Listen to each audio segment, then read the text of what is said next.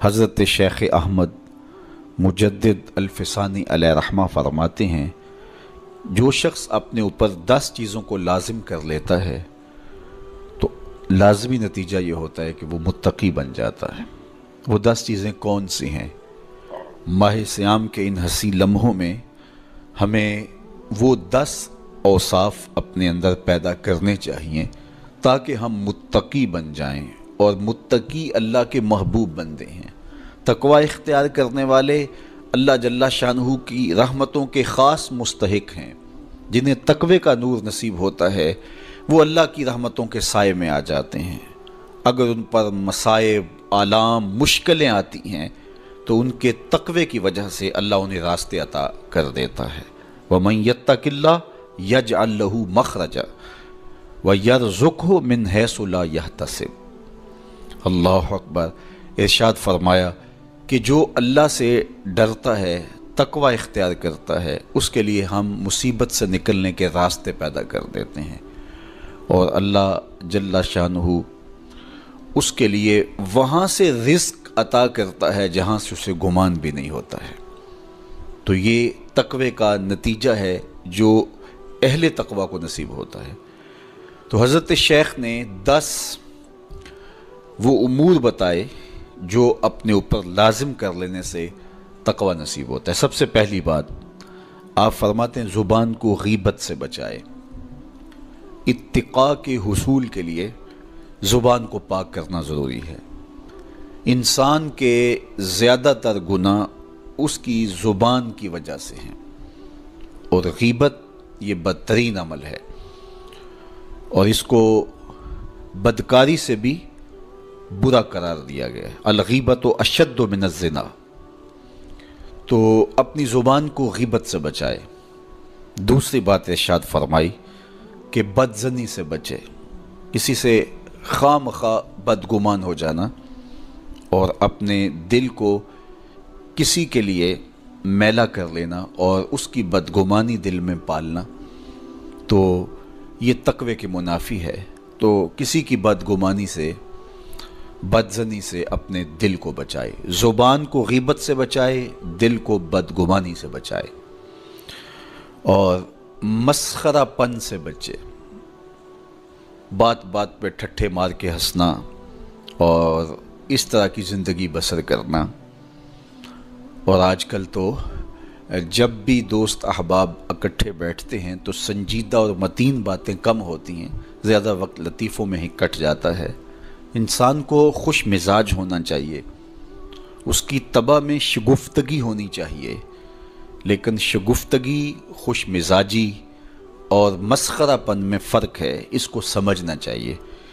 سنجیدہ اور متین زندگی یہ مومن کی زینت ہے، انسانیت کا حسن ہے۔ اس لیے تقوی کے حصول میں مانع ہے مسخرہ پن۔ اگر کوئی شخص متقی بننا چاہتا ہے تو اس کو سنجیدہ اور متین بننا ہوگا۔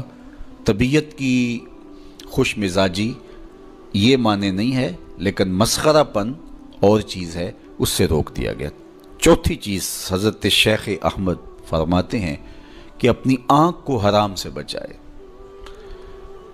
اپنی آنکھ کی حفاظت کرنے سے تقوی حاصل ہوتا ہے۔ جب آنکھ خراب ہوتی ہے تو دل خراب ہوتا ہے، جب دل خراب ہوتا ہے تو پھر پورا بدن خراب ہو جاتا ہے۔ اس لیے وہ دروازہ جو کھلا ہے اور اس سے بدی شر اندر اتر رہی ہے، اور پھر اس سے آپ کا سارا نظم ہستی برباد ہو رہا ہے، تو اس دروازے کو بند کریں۔ تو اپنی آنکھ کو حرام سے بند کریں۔ پانچویں چیز ارشاد فرمائی، ہمیشہ سچ بولے۔ جھوٹا شخص کبھی متقی نہیں ہو سکتا۔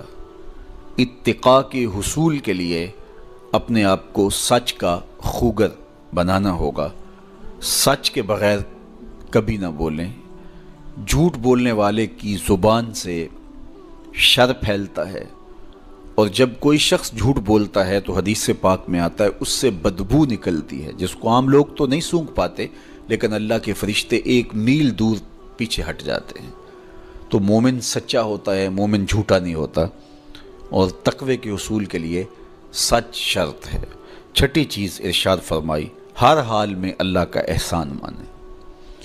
جب کوئی بھی انسان پر بہتری آئے تو اس وقت یہ کہے کہ یہ میرے رب کا احسان ہے کہ مجھے یہ حاصل ہوا ہے۔ بہت سارے لوگ اپنی محنت کا نتیجہ قرار دیتے ہیں کہ یہ میں نے کیا تو اس کے نتیجے میں یہ ملا۔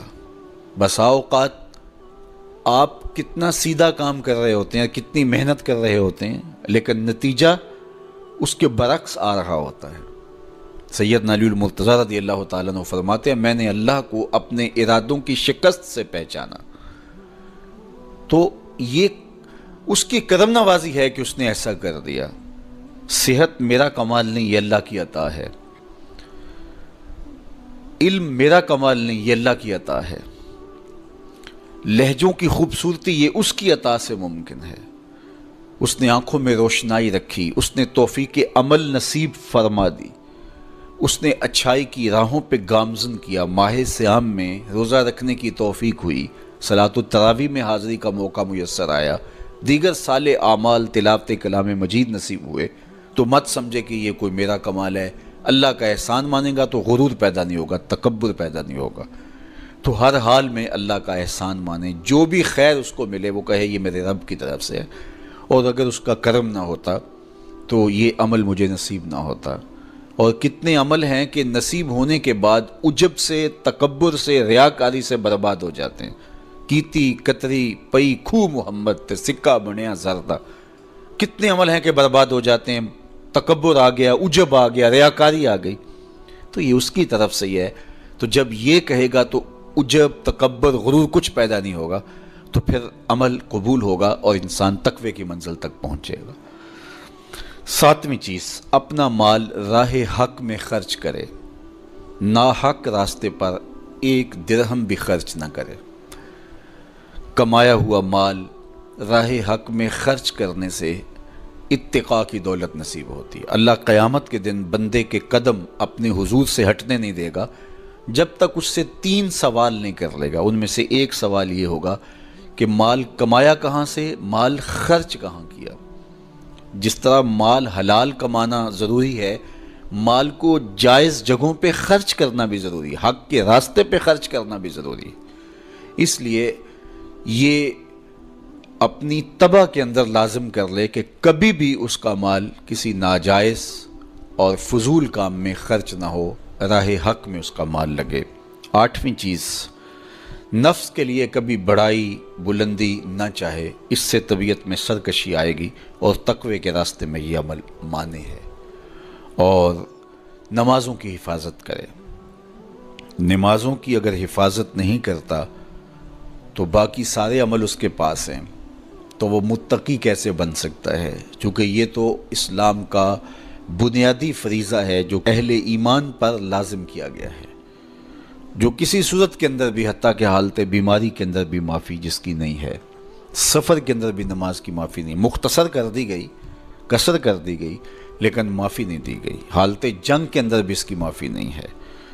تو نمازوں کی محافظت کرے۔ اور 10ویں چیز، حضرت شیخ فرماتے ہیں عقیدوں کی صحت کا خیال رکھے، اپنے عقیدے، اپنے نظریات خوبصورت رکھے۔